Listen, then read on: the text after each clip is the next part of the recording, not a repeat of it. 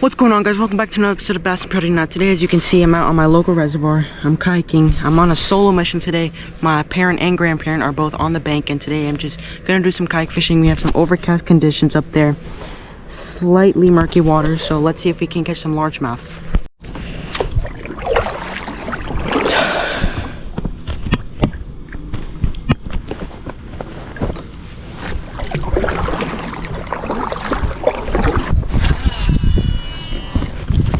Literally.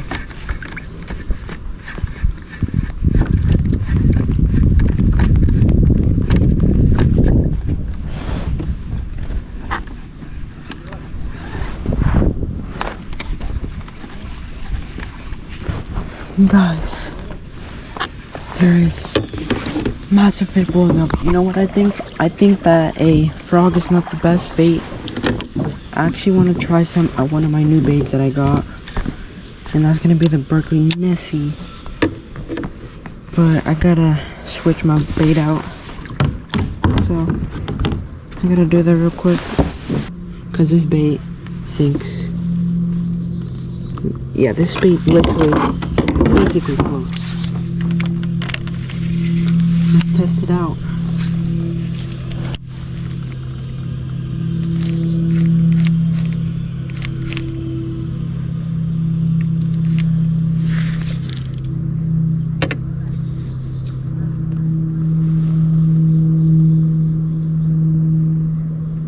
You know what, it actually sinks good enough.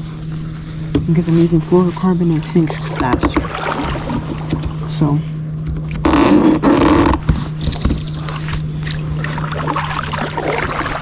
think what I'm gonna do is I'm gonna just make some casts with it. It's actually decently heavy.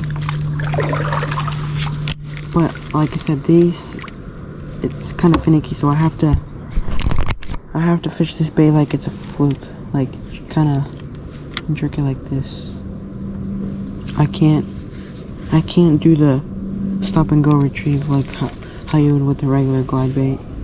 I just can't do that with this one because it's just kind of weird, and each size Nessie has a different cadence that you have to reel it in at. But actually me jerking and darting it actually works really well, so I'm just gonna continue doing that.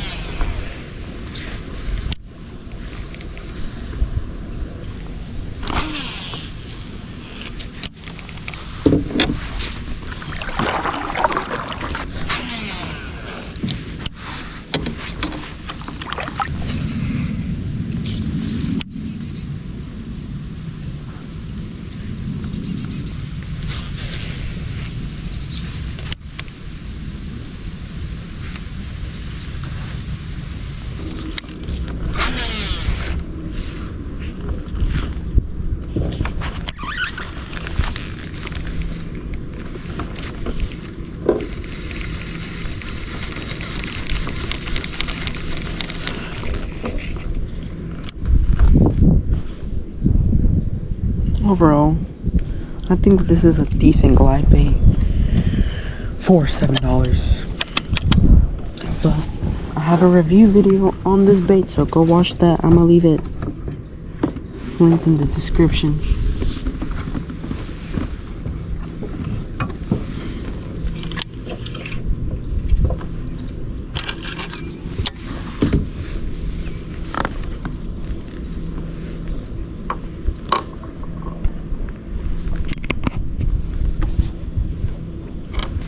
I want a plastic.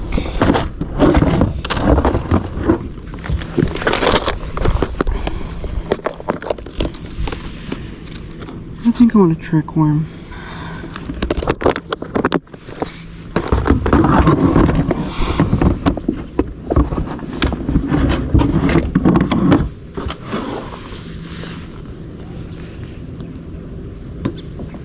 Just gonna put it in. Just like that. Pop it out.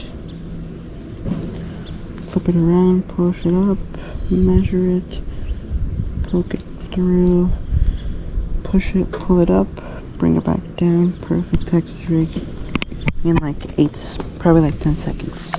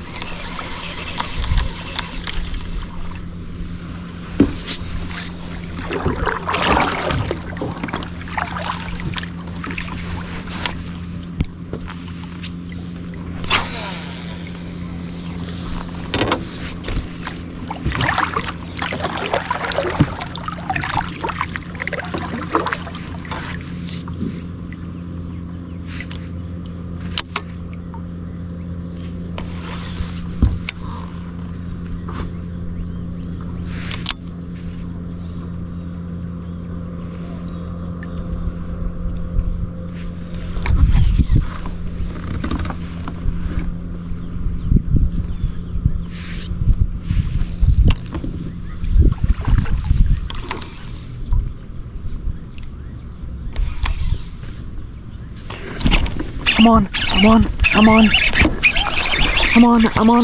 on. I told you guys the hump. The hump is crazy. The hump.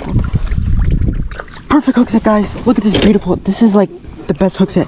Guys, I'm telling you guys. If you guys remember, I made a video a while back in like during summer break when I wasn't in school about this hump. There was a hump right there. I'm telling you guys, I was just dragging my worm along the hump. Look at this. Nice 1 pounder. And look at this amazing hook set, guys. Right on the top of the mouth. I'll show you guys how to get it out. Ready? Pop it out like that. Sadly, I have to keep this guy. I think he's probably like a 1 pounder, guys. Beautiful little fish. Beautiful fish. I'm probably gonna have to take him out. Probably gonna have to get the stringer out. I don't want to, but my grandfather wants it, so. But guys, keep in mind, taking largemouth bass, it's not a bad thing. Taking small ones out of the lake like this one, it's not a bad thing. It can actually help the population, because whenever you have too much of these guys mixed in with a bunch of big guys, they will compete for food and the big ones will die or the small ones will die, and it's not the best thing for the health of the population of the bass. So sometimes taking some small fish out can help the population of bass and to help the big ones get bigger than they already are. But I don't want to do this, but I have to.